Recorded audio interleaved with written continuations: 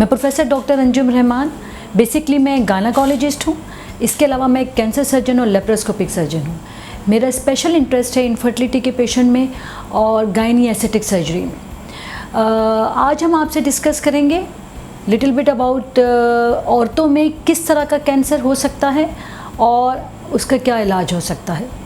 औरतों में जो कैंसर होता है वो किसी भी एज में हो सकता है। कैंसर का नाम, या मैं ये कहूँगी ट्यूमर दो तरह के होते हैं। एक होता है बिनाइन, जो कि जानलेवा नहीं होता। दूसरा होता है मैलिग्नेंसी, जिसको हम कैंसर कहते हैं। ट्यूमर बेसिकली ट्यूमर या रसूली वो एक यंग बच्ची में भी हो सकती है, वो एक रिप्रोडक्टिव एज की औरत में भी हो सकती है, और वो एक मेनोपॉज या मेंसेस बंद होने के बाद एक ज़ईफ़ औरत के अंदर भी हो सकती है।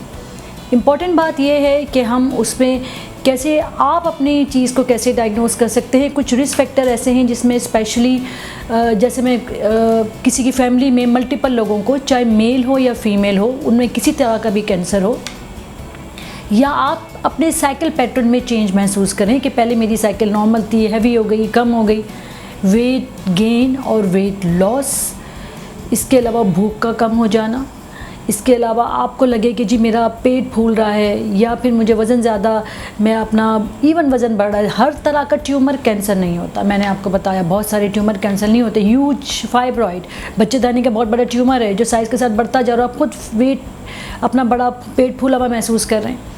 मैलिग्नेंसी, बच्चेदानी की कैंसर, वज़न कम होने लगेगा आप। इसके अलावा माहवारी का ज़्यादा होना, माहवारी में चेंजेस आना, या फिर उसके साथ बहुत सारी ऐसी चीज़ें होती हैं जिसके साथ आपकी बॉडी चेंजेस भी हो रही होती है। आपकी हो सकता है कि हर्सिटिज्म हो, जिसको हम सिंपल में पॉलीसिस्टिक ओवरी कहते हैं। ये कोई रसूली और ट्यूमर नहीं है, मगर लेमैन इसको लेते हैं जैसे हम रसूली है। तो कैंसर एक मैलिग्नेंसी है जो कि जानलेवा है। बिनाइन कंडीशन भी किसी ट्यूमर की हो सकती है। पहली बात तो ये, हर ट्यूमर कैंसर नहीं होता, किसी भी एज में हो सकता है।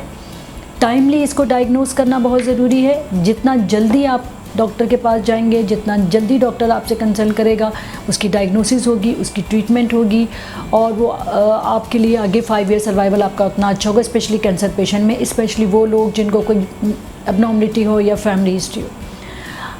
अल्लाह ना करे कोई भी किसी भी पेशेंट को ये चीज़ होती है, उसको चाहिए इमीडिएटली डॉक्टर से कंसर्न करें। मैं रोज़ाना अल्तमश हॉस्पिटल में बैठती हूँ, संडे के अलावा 3 to 4 आप हमें कंसल्ट कर सकते हैं। हमारी सर्विस आपके लिए अवेलेबल है।